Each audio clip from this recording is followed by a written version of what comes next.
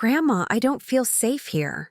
Leo's tiny hand trembled in mine as he slipped me the folded napkin under the reception table. My 7-year-old grandson never looked so small, so frightened in his little tuxedo. When I unfolded it, my blood froze. A handwritten note. Add shrimp to the kid's plate tonight. He won't notice. Just do it. Shrimp. My grandson's severe allergen. The one that had sent him to the ICU twice before. The reception hall suddenly felt airless, the wedding candles too bright, exposing a darkness I couldn't comprehend. Who would want to hurt my Leo? And why today, at my son's second wedding? It's amazing how one moment can shatter everything.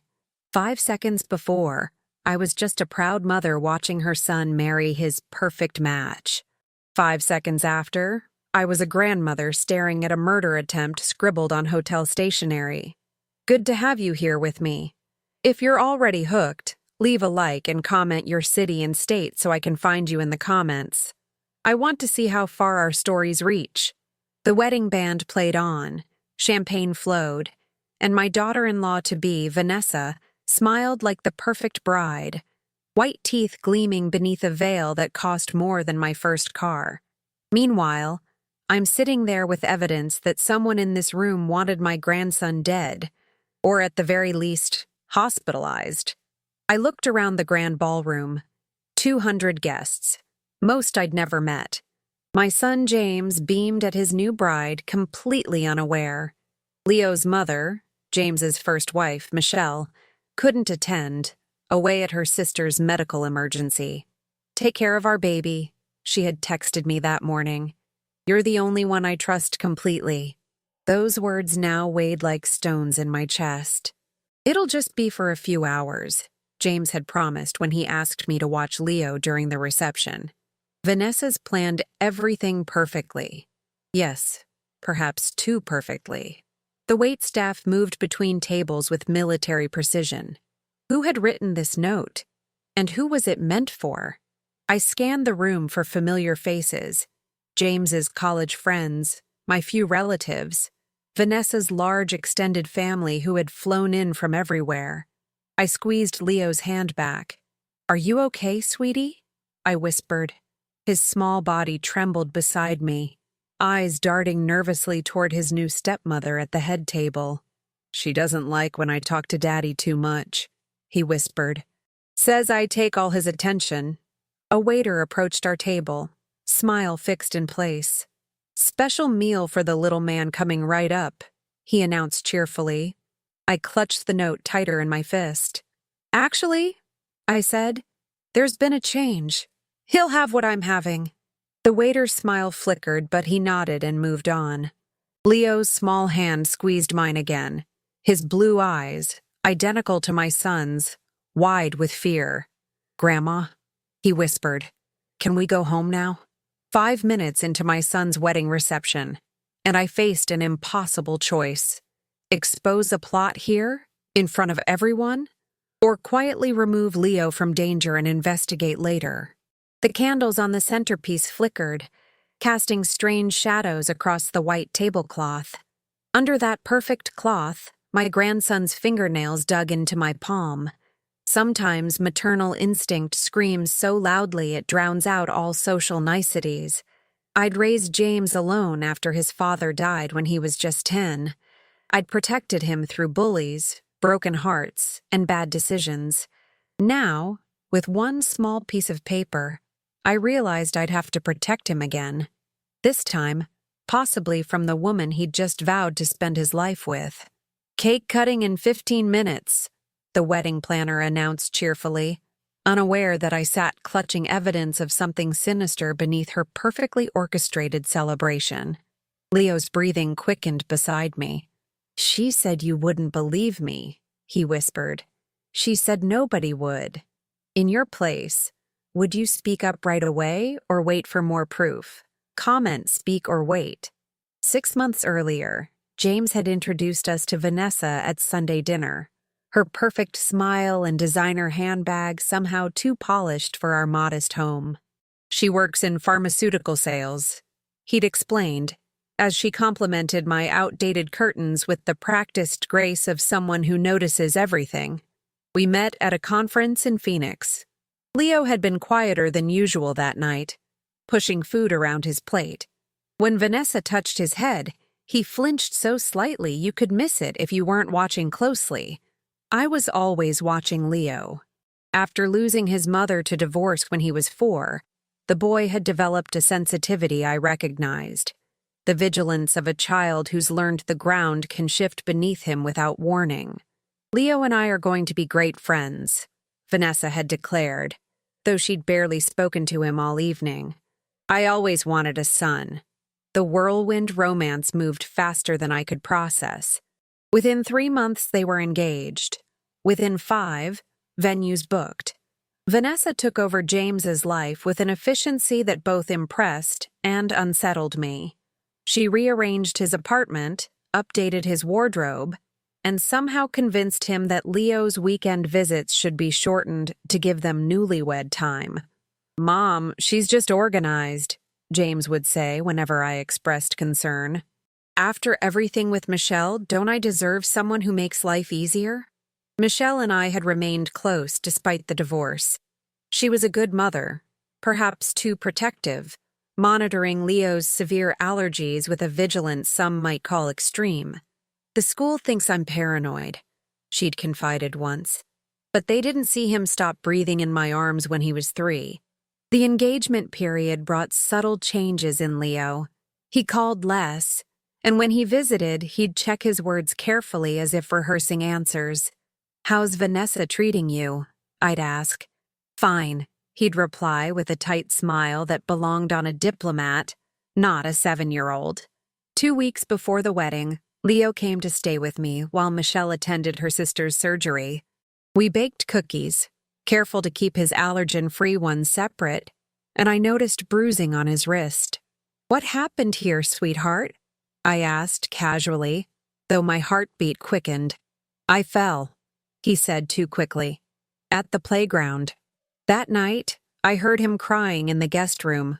When I went in, he was clutching his stuffed dinosaur, the one James had given him after the divorce. "What's wrong, Leo?" "I miss Mom," he said. Then, so softly I almost missed it, "Vanessa said after they get married, I won't need to visit as much, that they'll be a real family without me." I sat beside him, rage and helplessness competing in my chest. "Your dad would never allow that. She tells Daddy things when I'm not there. Different things." His small face crumpled. He believes her, not me. I'd called James the next morning, tried to convey my concerns without sounding like the interfering mother-in-law. "Leo seems anxious about the wedding. Mom, we've talked about this. Vanessa's just stricter with him than Michelle. Structure is good for kids." "James," he said Vanessa told him. "He's making it up, Mom. Vanessa says he's been telling stories to get attention. The therapist said it's normal with divorce and remarriage." "What therapist?" "The one Vanessa found." "Look, I know you mean well, but Vanessa's really good with children. She has a psychology minor." After we hung up, I sat at my kitchen table for a long time, the morning light throwing shadows across family photos. James at 10, right after his father died, with that same closed expression Leo now wore. How had I missed the parallels? The child protecting the adult by hiding his pain. If this sends chills down your spine, comment, "shadow," so I know you felt it. I remembered Michelle's warning from years ago. Watch for the small signs. With severe allergies, by the time the big symptoms show, it might be too late. She meant anaphylaxis, but her words echoed with new meaning as I sat in that glittering reception hall, holding my grandson's trembling hand and a note that confirmed my worst fears. What other signs had I missed? What whispers had I dismissed as wedding stress or childhood imagination? The wedding ceremony earlier that day had been picture perfect. Vanessa glided down the aisle like a vision from a bridal magazine, her dress custom-made by some designer whose name I couldn't pronounce. My son waited at the altar, handsome and nervous. Leo stood beside him as junior groomsman, his little face solemn beneath carefully combed hair. I'd watched Vanessa's expression when she reached them, the warm smile for James, the briefer, cooler acknowledgement of Leo. So quick you could dismiss it if you weren't looking closely. I was always looking closely. In the church anteroom before the ceremony, I'd helped Leo with his boutonniere. "Are you excited about the wedding, sweetheart?" I asked. He'd looked down at his polished shoes. "Dad says I have to be on my best behavior, that today is very important for him and Vanessa. Your dad loves you very much," I'd said automatically. Leo had looked up then, his eyes too old for his face. Sometimes Vanessa makes him forget. Now, sitting at the reception with that chilling note in my hand, his words took on new significance. I folded the paper into my clutch and leaned down to Leo. "Sweetie, who gave you this note?" "I found it," he whispered, eyes darting toward the servers preparing dinner plates. "In Vanessa's wedding binder." There were lots of notes about the wedding. This one was in a section marked Reception Special Requests. Cold spread through my chest.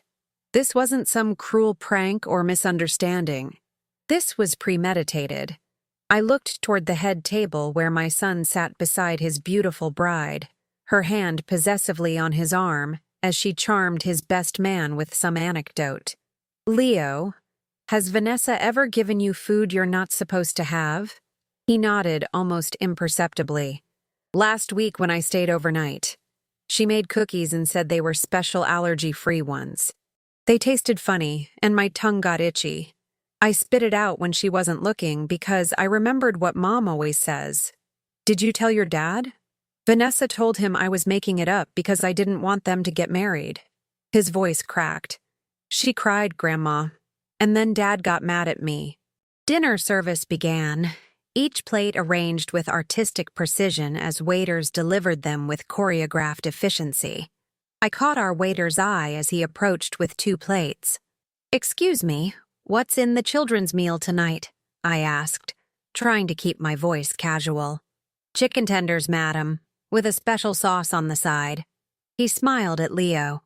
The bride requested something special for her new son. "May I see the sauce?" The waiter hesitated, then tilted the plate slightly. A creamy dip with visible pieces of pink. "Shrimp. Please take this back," I said quietly. "My grandson has severe shellfish allergies. This could kill him." Confusion crossed his face. But the bride specifically, "Take it back. Now." My voice left no room for argument. As he retreated, Vanessa's eyes found mine from across the room, her smile never wavering though something cold flickered behind it. She raised her champagne glass slightly in my direction, a gesture that might look like a toast to anyone else. Leo's grip on my hand tightened. "She's watching us, Grandma." "I'll stay close to me," I whispered, reaching into my purse to check that Leo's EpiPen was still there. Michelle had drilled the procedure into me years ago. 2 injections in case the first one didn't work. "Call 911 immediately. Keep him calm. Minutes matter." The DJ announced the first dance. James led Vanessa to the dance floor as guests cooed and cameras flashed. They moved gracefully beneath crystal chandeliers, the perfect couple in perfect harmony. My son looked happier than I'd seen him since before his divorce. "You look worried, Dorothy." I started at Vanessa's mother's voice beside me. Margaret slid into an empty chair, her expensive perfume enveloping us in a cloud. Beautiful wedding, isn't it? Vanessa always gets exactly what she wants. Was there a warning in her tone? Or was my imagination now running wild? "Yes, she seems very determined," I replied carefully. Margaret's smile tightened. "My daughter believes family comes first. Her new family with James." Her eyes drifted to Leo, then back to me with unmistakable meaning. "Other attachments can be complicated. Who do you think is behind this? A, someone from the staff? Or B, someone from the family? Write A or B and tell me why." The wedding cake stood 6 tiers high, a monument to extravagance topped with sugar flowers so realistic you'd expect them to perfume the air. As guests milled around during the brief intermission before dessert, I pulled out my phone and texted Michelle, "Call me ASAP. Emergency, about Leo." Then I gently guided Leo toward the restroom hallway, away from prying eyes. "Leo, I need you to tell me everything," I said, kneeling to his level despite my formal dress. "Has Vanessa said anything about your allergy before?" He nodded, eyes downcast. "She told Dad I'm not really allergic. That Mom made it up for attention." My chest tightened. "What did your dad say?" "He said we'd talk to a new doctor, Vanessa's friend." His small fingers twisted together. "She made me try a bite of her shrimp cocktail last month when Dad was on a work call. Said it would prove I wasn't allergic." "What happened?" I fought to keep my voice steady. "I didn't swallow it. I pretended to go to the bathroom and spit it out. My lip got puffy, but I said I bit it." He looked up, eyes wide with a child's terrible understanding.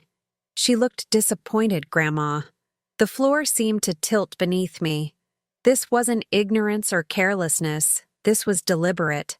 The pieces aligned with sickening clarity. The shortened visits, the difficult child narrative, the dismissed concerns, and now this note, a calculated attempt to trigger an allergic reaction that could be dismissed as accidental. My phone vibrated. "Michelle." "Dorothy? What's wrong? Is Leo okay?" Her voice was tight with fear. "He's with me right now. He's fine." "But Michelle..." I moved a few steps away, lowering my voice. "I found a note instructing someone to add shrimp to Leo's food tonight." Her gasp was audible. "Who would..." "I think Vanessa." "The stepmom?" The word came out like a curse. "I'm calling the police." "Wait, I need more proof first. Something James can't dismiss." "My son could die while you gather evidence." Her voice rose. "I won't let him out of my sight. I promise you." After extracting a promise that she'd wait 30 minutes before calling authorities, I ended the call and returned to Leo, who stood exactly where I'd left him, pressed against the wall as if trying to disappear. "Grandma, can we leave? Please?" "Soon, sweetheart. But first, I need to understand exactly what's happening." I hesitated. "Can you show me where you found the note?" He pointed toward the bridal suite. "Her wedding binder is in there. She showed it to me yesterday, said it had everything planned perfectly. I saw it when she went to talk to the flower lady." I checked my watch. Cake cutting in 10 minutes. Everyone would be gathered around. The perfect distraction. "Stay right beside me," I instructed, leading him toward the bridal suite. The room was unattended, Vanessa's personal items scattered across vanity tables. The thick white binder sat prominently on a side table, "Our Perfect Day," embossed on its cover in silver script. With shaking hands, I flipped through meticulous sections. Flowers, music, seating, timeline. Near the back, special accommodations. Leo pointed. "There." A typed list of dietary restrictions and special meals. At the bottom, handwritten, "Child's meal, Leo.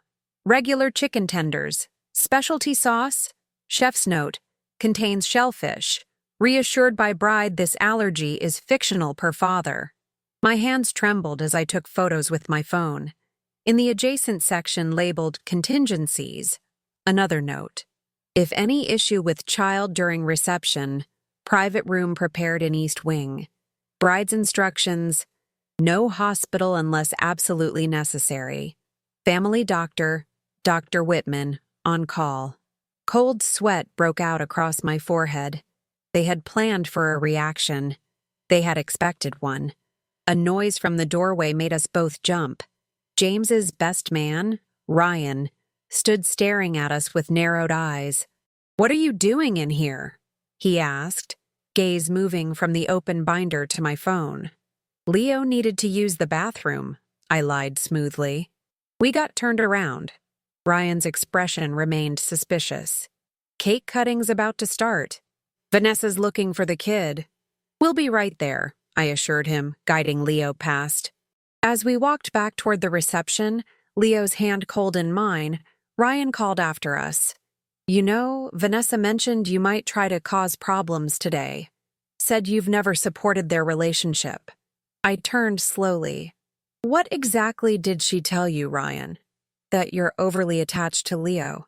That you encourage his acting out to undermine her? He crossed his arms.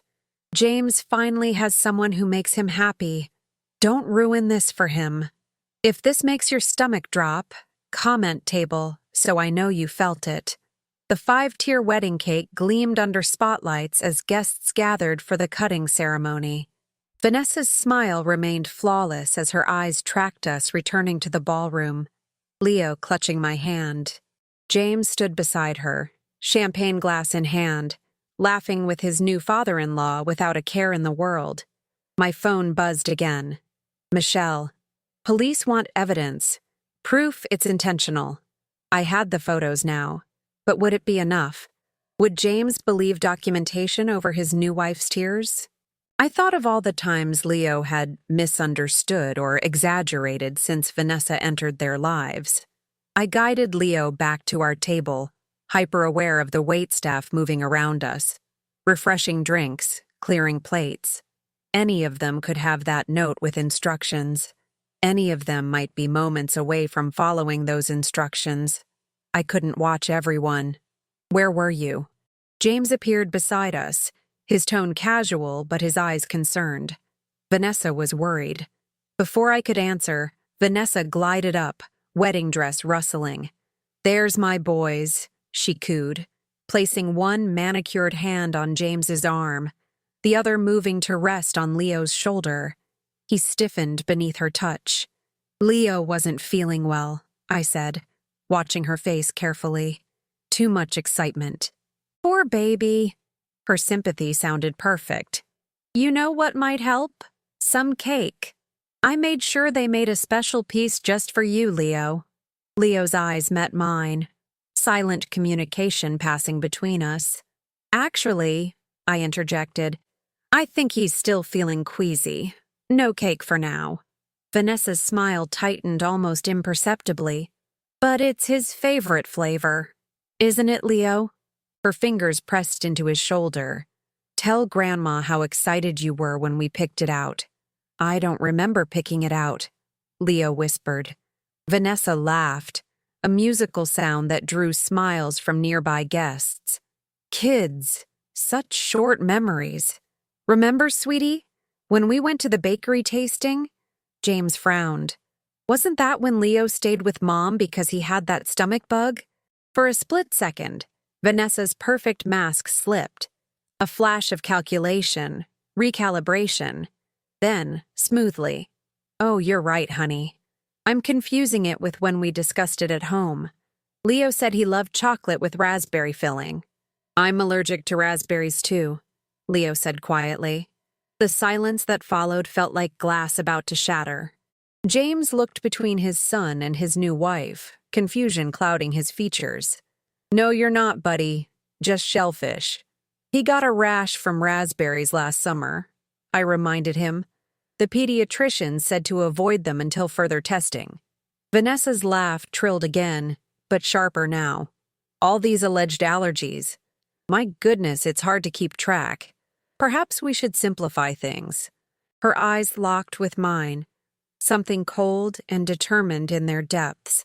James, darling, I think Leo should go home with your mother. He's clearly overwhelmed. Relief flooded me, an escape route offered by the very person I feared. But her next words froze the blood in my veins. But first, let's do our family cake cutting. She gestured to the wedding planner, who nodded and signaled the DJ. The music changed and the announcement came. Everyone, please gather around for the special family cake cutting. The bride and groom will share this moment with their son, Leo. James beamed, oblivious to the undercurrents. Come on, buddy, it's our moment. Leo's hand tightened in mine with bruising force. Grandma, he whispered, panic edging his voice. People were watching, smiling, phones raised to capture the heartwarming family moment. Vanessa's expression remained triumphant as she extended her hand to Leo. Actually, I said loudly enough for nearby guests to hear, I think we need to talk about Leo's food allergies first. The wedding planner approached with a small plate. Here's the special slice for the young man. Chef prepared it specially as requested. I stared at the cake. Chocolate with what looked like raspberry filling. Or was it? The red could be anything. Behind it, I spotted a small dish of what appeared to be ice cream. What's in this? I demanded. The planner blinked, taken aback. The bride's special instructions. A family tradition, she said. Vanessa's smile never wavered, though her eyes hardened. It's just cake, Dorothy. Why don't you let Leo enjoy this special moment without your paranoia? James looked between us, confusion deepening. Mom, what's going on? I found a note, I said, voice steadier than I felt. Instructions to add shellfish to Leo's food, despite his life-threatening allergy. The silence that followed seemed to suck all oxygen from the room. Phones lowered slightly. Guests exchanged glances. That's absurd, Vanessa said, but a flush crept up her neck. James, your mother has been against us from the beginning. Now she's trying to ruin our wedding day.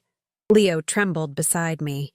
Above us, the crystal chandeliers cast kaleidoscope patterns across the perfect white tablecloths, across Vanessa's perfect white dress, across the perfect white cake that might or might not contain something deadly. Breathe with me. Would you stay or leave now? Comment, stay or go. The wedding photographer circled our frozen tableau, camera clicking, oblivious to the undercurrents. James' face had drained of color as he looked between me and his new wife. Mom, that's a serious accusation, he said, voice low. Do you have this note? I reached for my clutch purse, heart pounding. The note was folded inside, Leo's tiny handwriting on another napkin tucked beside it. Help. Evidence of premeditation. Evidence of a child's fear. But my purse wasn't where I'd left it. Looking for this? Vanessa's mother Margaret stood nearby, my silver clutch dangling from her manicured fingers. You left it at the table, Dorothy. Wouldn't want it to get lost. Her smile matched her daughter's. Perfect, practiced, predatory. As I reached for it, she handed it to Vanessa instead. Darling, Dorothy seems upset. Perhaps she needs her things. Vanessa took the purse, her movements elegant even in this moment of mounting tension. Of course, Mother. She extended it toward me, blue eyes unblinking. Is there something important in here, Dorothy? The challenge in her voice was unmistakable. Had she already removed the note? Had her mother? I took the purse, blood rushing in my ears as I opened it. The note was gone, but my phone remained, with pictures of the binder. James, I said steadily, I have evidence. On my phone. Vanessa's composure flickered for just an instant. The cake is getting warm, everyone. Let's proceed with our family moment, shall we? She gestured to the waiting slice. The wedding planner, sensing tension, stepped forward. Perhaps we should continue with the schedule? The band is waiting for the first dance. Leo pressed against my side, small body rigid with fear. James looked lost, suspended between his past and his future, between the family he'd made and the one he'd just vowed to build. I'm not making this up, I said quietly, holding his gaze. Check my phone, then check what's in that cake. James hesitated, years of trust warring with his new loyalty. Then, slowly, he extended his hand for my phone. Vanessa's voice cut through the moment, sharp despite her smile. This is ridiculous, James. Your mother has been undermining us for months. Leo's been perfectly fine eating at our house. This allergy nonsense is just Michelle's way of maintaining control. Then you won't mind if we check the cake, I countered. The wedding planner cleared her throat nervously. Perhaps we could have the kitchen confirm the ingredients? No need, Vanessa said brightly. Too brightly. I'll try Leo's piece myself to show everyone there's nothing to worry about. She reached for the plate, but James caught her wrist. Something had shifted in his expression, doubt crystallizing into suspicion. Vanessa, why would there be any question about what's in the cake? There isn't. Your mother is creating drama. Then why did you just offer to eat it to prove it's safe? His voice had dropped to a dangerous quiet. The perfect bride mask slipped, revealing calculation beneath. She recovered quickly, tears welling. Because I'm trying to save our wedding day from her accusations. James, you know how she feels about me. About us. Dad? Leo's voice was small but clear. She tried to make me eat shrimp last week. She said I was making up being allergic. James stared at his son, really seeing him perhaps for the first time in months. The fear, the tension, the silent plea. Leo, honey, that's not what happened, Vanessa soothed, but her eyes were cold. Remember? We talked about how sometimes you get confused about things. I'm not confused, Leo said, stronger now. You said if I'd told Dad, he wouldn't believe me anyway. Around us, guests shifted uncomfortably, the public spectacle becoming impossible to ignore. Vanessa's mother stepped closer, hand closing around her daughter's arm in warning. The photographer had stopped taking pictures, sensing this was no longer a moment to commemorate. Vanessa's face hardened as she realized her audience was slipping away. James, she hissed, control your mother and your son. You're embarrassing us. In the silence that followed, I pulled up the photos on my phone and handed it to James. From her wedding binder. Special instructions for Leo's food, and contingency plans for when, not if, he had a reaction. He stared at the screen, color draining from his face. Then, with deliberate calm, he turned to the wedding planner. Please bring the chef out here. Now. Vanessa's composure cracked. This is absurd. You're ruining our wedding day over some delusion. It's not a delusion if it's documented, I interrupted, voice steady despite my racing heart. And it's not the first time, is it, Vanessa? Leo's just told us about last week. How many other times have there been? The crowd had grown silent, the weight of collective witnessing heavy in the air. Vanessa looked around, suddenly aware of her audience. Not admirers now, but observers to something unraveling. You're choosing them over me? She whispered to James. After everything we've built? He didn't answer, eyes fixed on the evidence in his hand. The chef appeared, confusion evident as he was led to our tense circle. Is there a problem with the meal, sir? What's in this cake? James asked, pointing to Leo's special slice. The chef looked uncomfortable. As specified in the bride's instructions, chocolate cake with a raspberry shrimp reduction folded into the filling. Very unusual request, but we followed the specification exactly. The words hung in the air like shattered glass. Raspberry shrimp reduction. In a child's cake. At his father's wedding.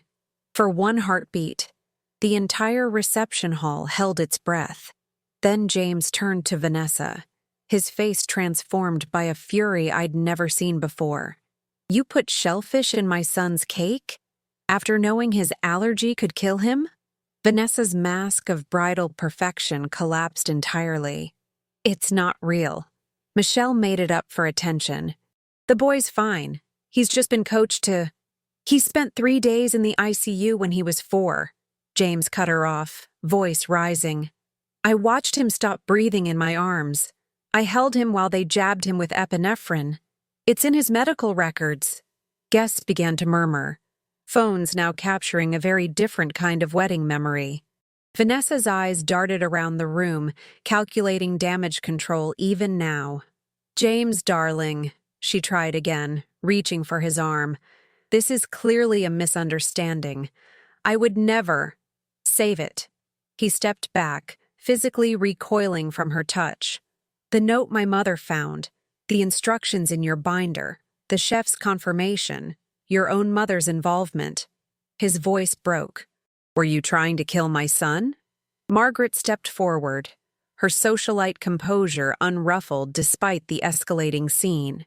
Don't be melodramatic. No one was trying to kill anyone.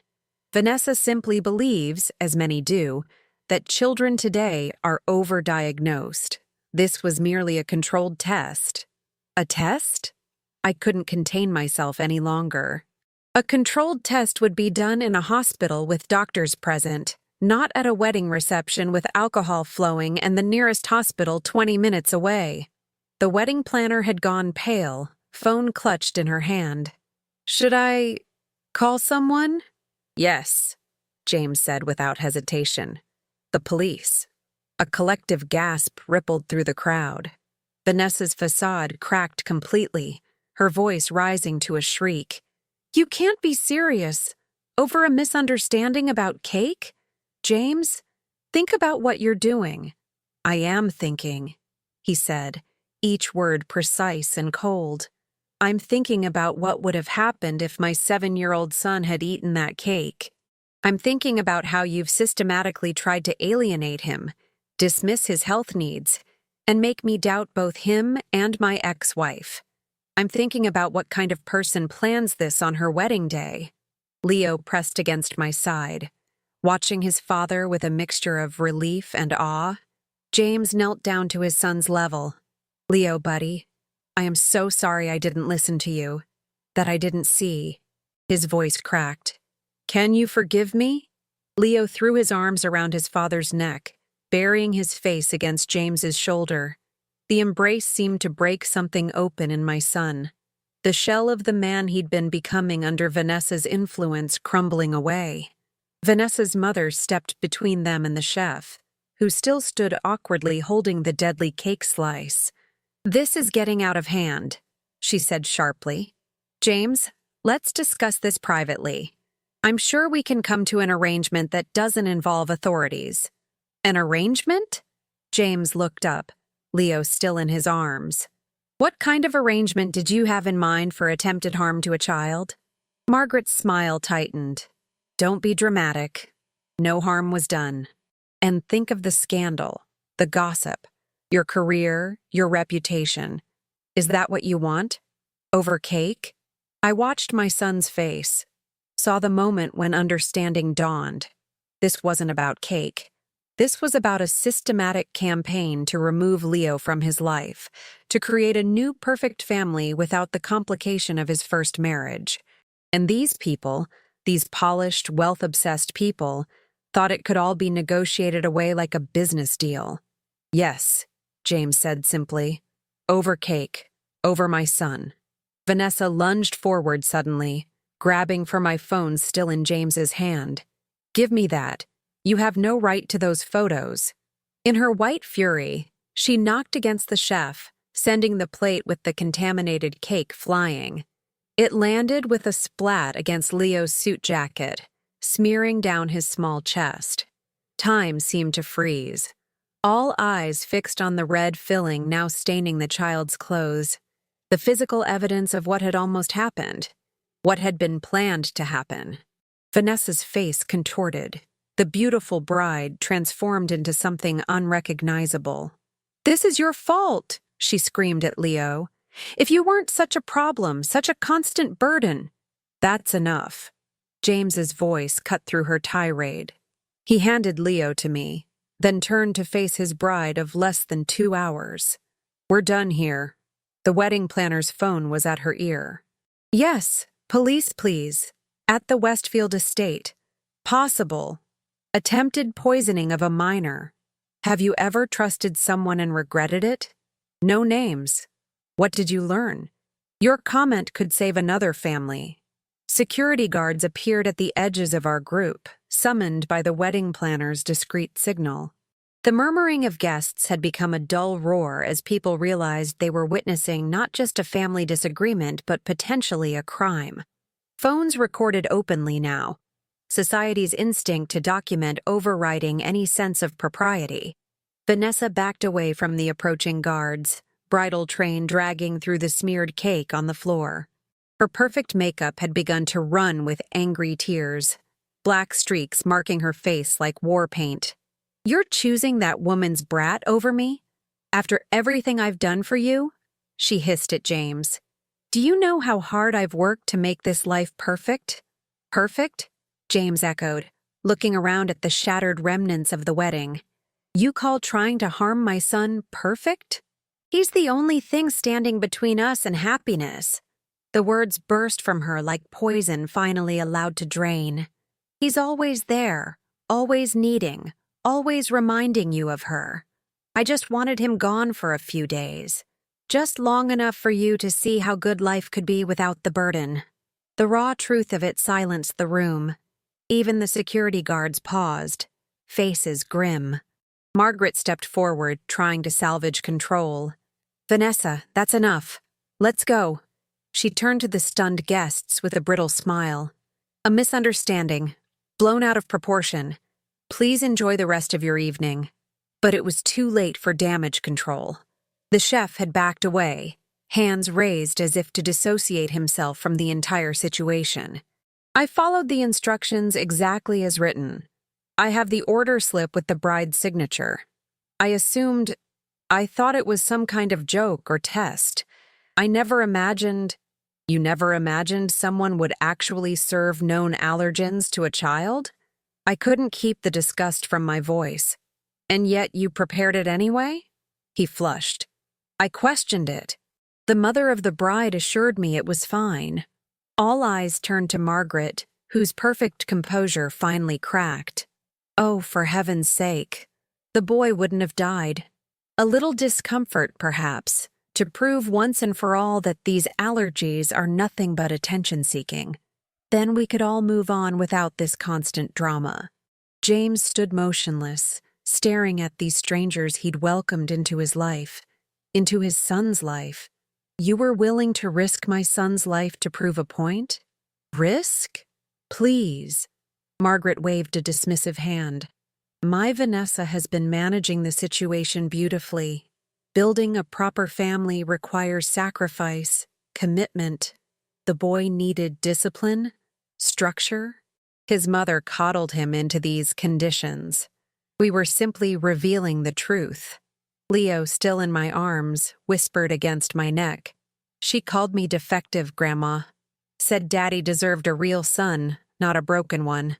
I held him tighter, meeting Vanessa's gaze over his small shoulders.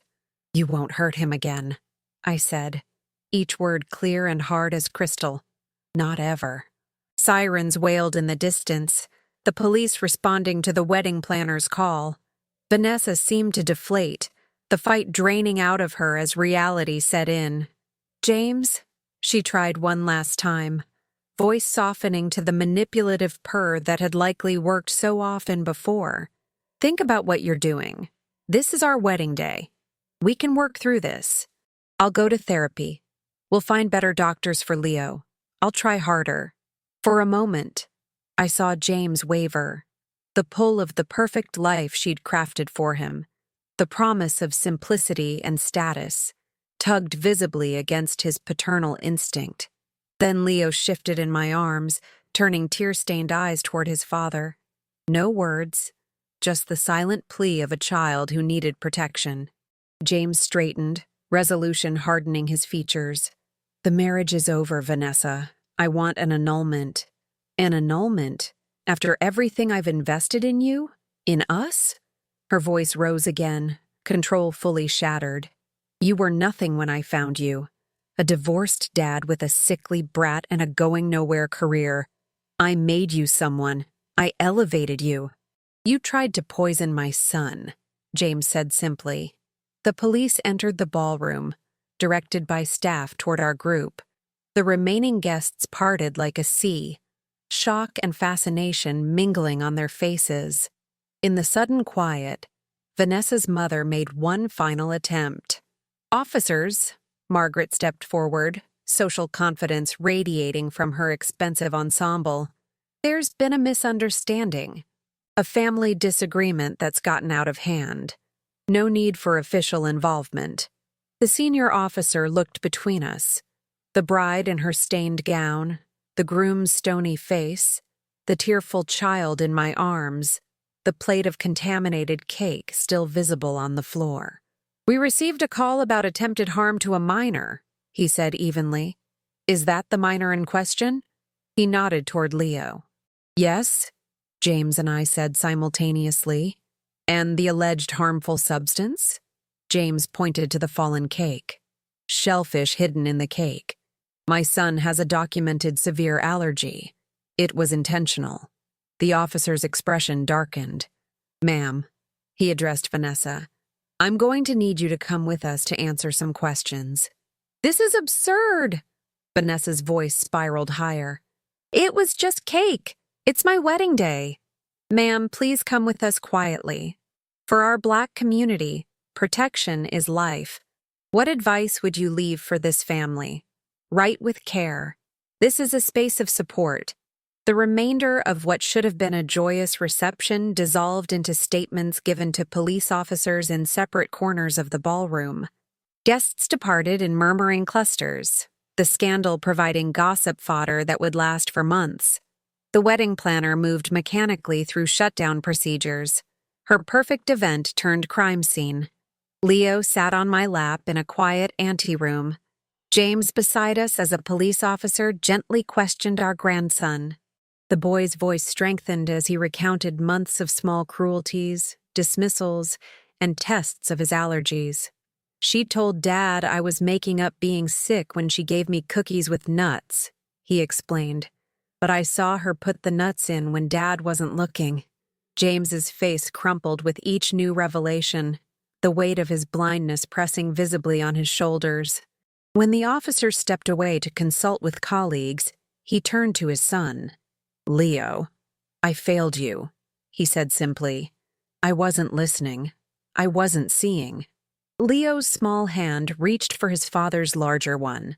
"She said you wouldn't believe me, that you loved her more." The raw honesty of children.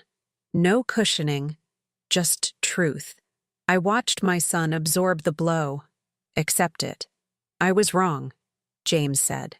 "And I will spend every day making sure you never doubt me again."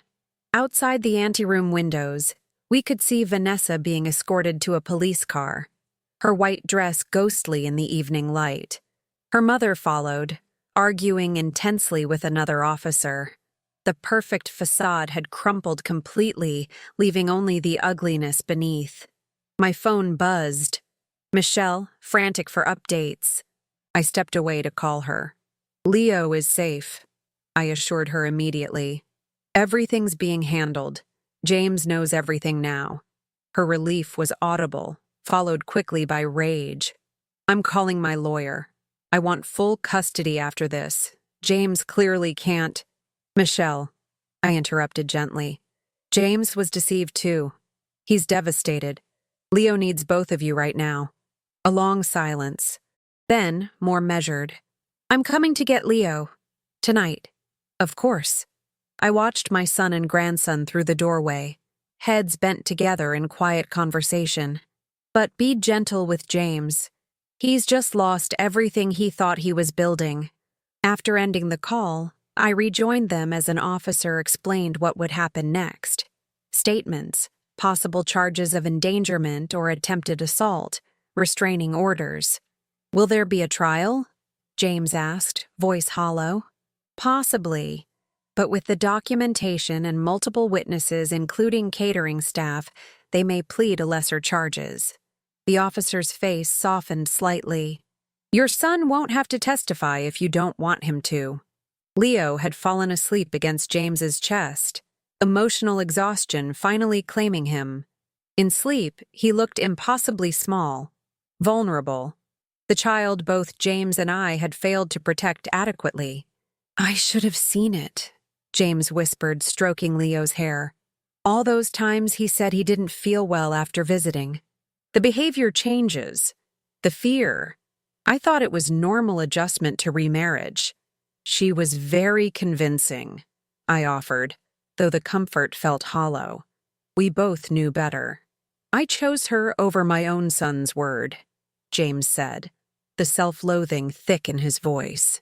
"What kind of father does that make me?" A human one who made a mistake. Now you get to show him what making amends looks like. The wedding planner approached hesitantly, clipboard clutched like a shield. I'm so sorry about everything. I had no idea. She cleared her throat. The venue is asking about arrangements for the, remaining reception items. James laughed, a hollow sound. Cancel it all. Donate the food. Burn the flowers for all I care. She nodded and retreated, leaving us alone with our sleeping boy and the wreckage of what should have been a celebration. Mom, James said after a long silence, I don't know what would have happened if you hadn't been watching. If Leo hadn't trusted you enough to show you that note. The weight of that alternate reality. Leo eating the cake, the panic that would have followed. The precious minutes lost as Vanessa insisted it couldn't be the food, that he was overreacting, that hospitals weren't necessary, settled over us like a shroud. Don't go there, I said firmly. It didn't happen. Leo is safe. Outside, the last police car pulled away. Vanessa and her mother inside. The perfect bride and her architect, bound for questioning rather than the luxury honeymoon that had been scheduled to begin that night. Michelle arrived an hour later, her face taut with controlled fury that melted at the sight of her sleeping son. She and James spoke in low, intense voices in the corner while I gathered Leo's things. When it was time to leave, James carried Leo to Michelle's car, reluctant to relinquish him even for the short transfer. I watched my son press his lips to his child's forehead, whispering promises I hoped he would keep. The estate stood eerily empty as we finally departed. Abandoned centerpieces, half-melted candles, the massive cake still standing as monument to celebration turned nightmare. In the parking lot, white rose petals blew across the asphalt like snow, trampled under our feet as we walked away from the ruins of a day that had revealed the darkest truths about the human capacity for cruelty disguised as love. If you enjoy real stories that defend family and dignity, subscribe. Every week there's one that moves us all. 1 month later, I sat with Leo at my kitchen table, helping him with a science project about plants. The afternoon sun streamed through the windows, catching the amber highlights in his hair. So like his father's, so like my late husband's. Some genetics can't be denied, no matter how inconvenient others might find them. Grandma, he said, carefully gluing a leaf to his poster board. Do you think Dad is still sad? I measured my response, aware of how children absorb our truths and half-truths alike. I think your dad is still healing. Like when you had that bad cut on your knee last summer. It's better, but sometimes it still hurts when you bend it a certain way. Leo nodded solemnly. Vanessa hurt him different than she tried to hurt me. Such wisdom from such a small vessel. Yes, sweetheart. Different, but still painful. James was in therapy now, both alone and with Leo. The divorce paperwork had been filed the day after the wedding. The criminal charges against Vanessa included child endangerment and attempted assault. Her mother faced accessory charges. The case had drawn media attention, sparking conversations about blended families, medical gaslighting, and the particular vulnerability of children caught in adult power struggles. Michelle and James had established a new co-parenting arrangement, their old wounds set aside in the face of the greater threat that had nearly claimed their son. Sometimes it takes almost losing everything to remember what matters most. My phone chimed, a text from James. Court date set for next month. Prosecutor says Leo won't need to testify. Can you watch him that day? Don't want him anywhere near the courthouse. I texted back my agreement. Some spaces should remain untouched by trauma, some memories unformed. Leo looked up from his project. Is that Dad? Yes, just confirming our plans for next week. No need for him to carry the weight of adult concerns. He returned to his careful leaf arrangement, then asked, Remember how Vanessa said I was making up being allergic? That I was pretending? My chest tightened. I remember. I wasn't pretending, Grandma. I know, sweetie. But she was. He looked up, eyes clear and certain. She pretended all the time. To like me, to be nice, to love Dad. It was all pretend. The simple truth landed with the force of revelation. Vanessa's entire performance of devoted stepmother, loving partner, perfect bride, elaborate theater designed to achieve her desired outcome. And when the child wouldn't conform to her narrative, he became an obstacle to be removed. You're right, Leo. And you know what? I touched his small hand. You saw through her pretending when many adults couldn't. That's a kind of strength. He considered this, then nodded. Dad says I helped save myself by being brave enough to tell you. Your dad is absolutely right. We returned to the science project. This quiet afternoon, one of many healing moments strung together like beads on a string. The future remained uncertain. Court proceedings, possible testimony, the inevitable public nature of such a case. But here, in the safety of ordinary tasks and honest conversation, recovery had taken root. Later, after Leo had gone to bed in the room that was now permanently his at my house for his regular stays, I sat alone with a cup of tea and my thoughts. I considered how close we had come to catastrophe, how the facade of perfection had nearly blinded us all to the danger beneath, how a child's whispered fear had saved him when adult discernment had failed. Want the continuation? What happened at the court hearing? Right, I want part 2. The memory of Leo's small hand slipping me that folded napkin under the wedding table would never leave me. Look under the table, Grandma. The simplest directive that had revealed the most complicated truth. Sometimes we must look beneath the surface of situations, of people, of the stories we tell ourselves about our lives. I thought of all the mothers and grandmothers who had come before me, whose instincts had protected their children from threats both overt and insidious, who had taught me to listen, not just with my ears, but with that deeper sense that recognizes danger, even when it comes dressed in white lace and perfect smiles. If you've stayed with me until here, leave a heart and tag someone who needs to hear this today. In the quiet of my kitchen, I offered silent gratitude to whatever providence had kept my grandson safe that day, for the intuition that had kept me vigilant, for the courage Leo had found to speak his truth despite being told repeatedly that no one would believe him. Sometimes the most important words ever spoken are the quietest. A child's whisper, a plea for help, a truth that refuses to remain buried beneath social niceties and perfect table settings. Sometimes salvation comes not with a roar, but with 5 simple words. Look under the table, Grandma.